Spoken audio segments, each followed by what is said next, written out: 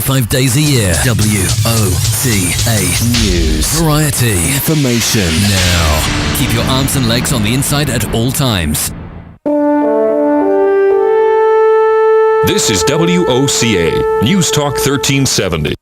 Your source for the number one sports weekends. Fox Sports, only on 96.3 FM, 1370 AM. All right, 25 minutes before 8 o'clock. Beautiful looking Thursday morning. 69 degrees here at the studios of The Source. Thank you for tuning in this morning. Stephen Strauss is on the phone. We've had Stephen on with us before. He's our go-to guy when it comes to information about small business. He happens to be the country's leading small business expert, and we're not the only ones who tap into his expertise. He contributes to USA Today. He contributes to Bloomberg TV, The O'Reilly Factor, the BBC, CNN, CNBC, the Daily News, New York Daily News, and he's an attorney as well. And so I want to tell him how we run our little business too. Yeah. Because I think it has to do a little bit with what he found out, or what he's about to tell us regarding the 2015 Small Business Owner Report. I think we do what a lot of people do, and I don't know if that makes me feel better or not. Good morning, Stephen. How you doing?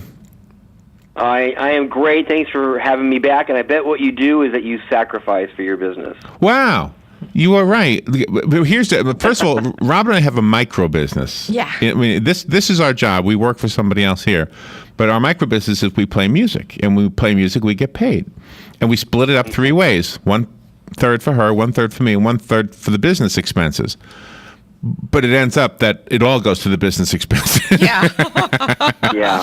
We pretty much play just for fun. Yeah. Is how it turns out usually. But anyway, so. Well, you're not alone. I mean, as you said, the most recent edition of Bank of America's Small Business Owner Report just came out, and I do some work with the bank. And according to the report, all small business owners make all sorts of sacrifices for their business, not just you or me or anyone. That's the nature of small business, really. I mean, I'll give you an example.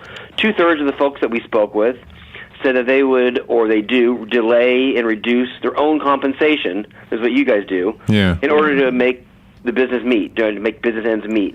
And they'd rather do that than lay off staff or not give a raise or something like that. Or, get this, 85% of the people that we talk to work more than 40 hours a week. And they take on personal debt. With regard to money, 1/3 have carried business debt on personal credit cards or have taken out a personal loan to, help run the business. So there are all sorts of sacrifices that any small business owner has to make if they're going to keep the dream alive. And is it typically only at the beginnings of their small business, or is it the entire career? Yeah, I would say there are more sacrifices at the beginning. It's the way it goes when you create something from nothing. But it goes. The sacrifices are different as you get older. I think as the business matures. Well, from a banking point of view, is it smart for a small business to get deeper into debt in order to make it a little bit easier? With the hopes that the money that's being borrowed will be invested in a way that'll generate more money. Yeah, that's the idea. Of course, it takes money to make money, and taking on smart debt is always a good idea for business, I think, because it allows you to grow. You need working capital. You need to expand your business, things like that. Now, it is interesting. One of the things that we've seen in this edition of the Bank of America Small Business Owner Report is that 38% of the folks who took out a loan over the course of the last year are using it for employee development and training. Instead of maybe equipment or creating a new location, they are investing in their staff. That's what we see people doing these days. Well, that actually sounds smart. I mean, that sounds like the way to do it. If you have well-trained staff, they're going to generate more product, more services or whatever, and that would mean more money. Yeah, and that's kind of how it works. If you're a good boss and you invest in your staff, then your staff's going to be happy, and then they're going to treat the customers well, and your customers get treated well, then they're going to become repeat customers, and that's small business gold. A repeat listener, a repeat customer, whatever it is. You know what's weird? You know what's interesting? I think most of the businesses that we do business with are small businesses. Yeah.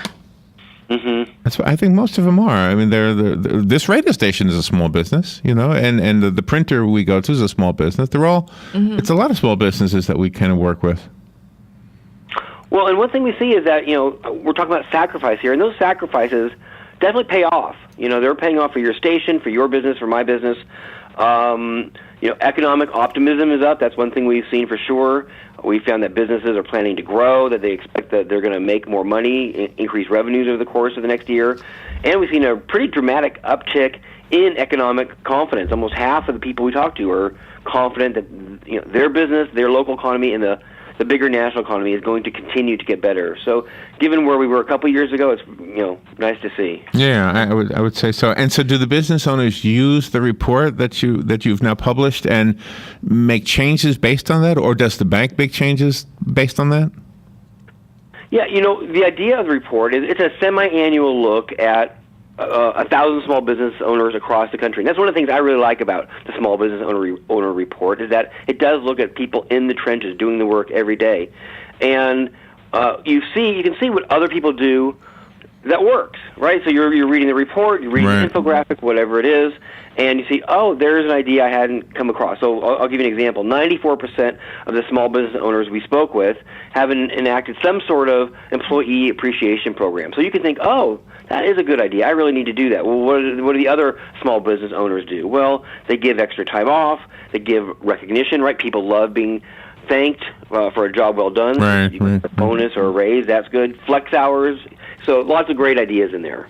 And that's really affordable for the small business. I mean, you talk about bonuses, recognition programs, and even team outings that you mentioned. I mean, that's really, really important for the employees' self-esteem because they want to make the business succeed just as much as the owners of the business do. So, Robin, that's such a good point because one is, a small business is like a family. So, yeah, of course they're committed. They want to make the business succeed. And it is also true that the pain points that most small businesses run into are either time or money. And if you can give a raise, well, great. Everybody loves getting a raise. Yeah, Was that a real cough? Yeah. You need a raise. It was a real cough, but it was a timely real cough. How's that? But if you can't, you can do what you just said. Tickets to the ball game, an extra afternoon off, something else like that really can work very well, and just as a way to say thank you for someone for a job well done. Let's go to the phone. Are you okay with the phone? With phone calls? I don't have a lot of time, so okay. Maybe one question. A quick phone call. Good morning. You're on the air. Good morning.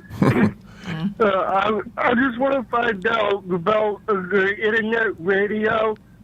It's just the small business I have, and I thought, let's say I like to do paperwork and try to do. So you need a loan.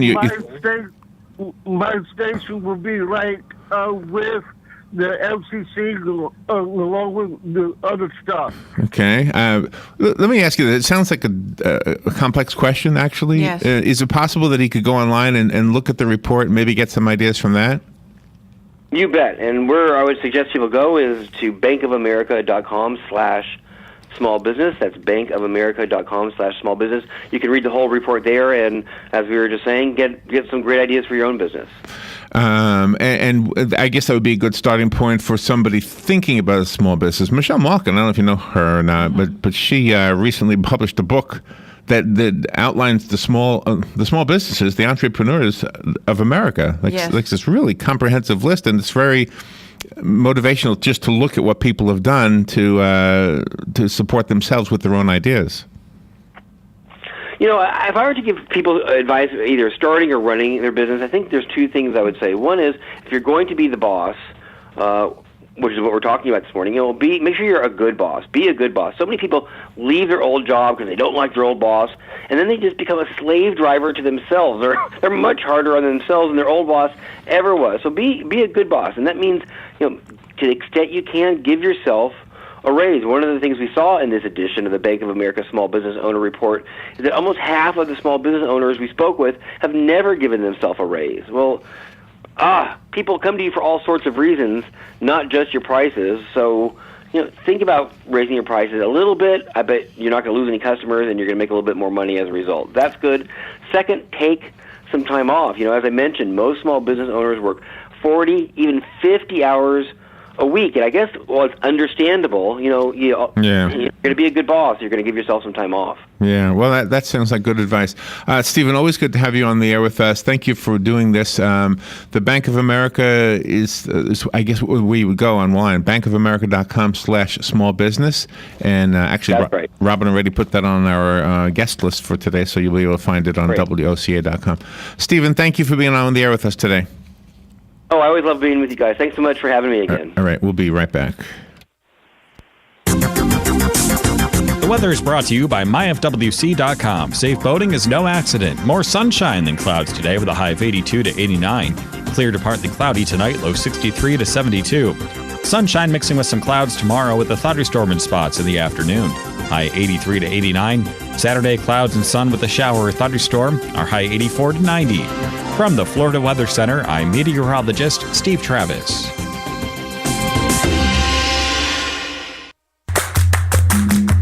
Hello, gorgeous. Hi, this is Becky at Hello Gorgeous Salon.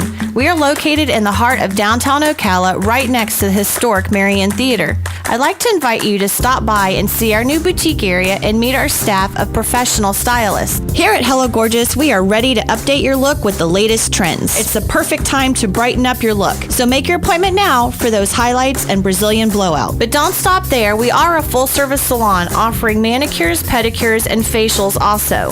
So if you've been searching for a salon to call your own, come and see us at Hello Gorgeous Salon. We are located at 48 South Magnolia Avenue in downtown Ocala, right next to the Marion Theater. So call today and set up your appointment at Hello Gorgeous Salon at 351-5358. That's 351-5358. And don't forget, we also do men and children's cuts too. 351-5358.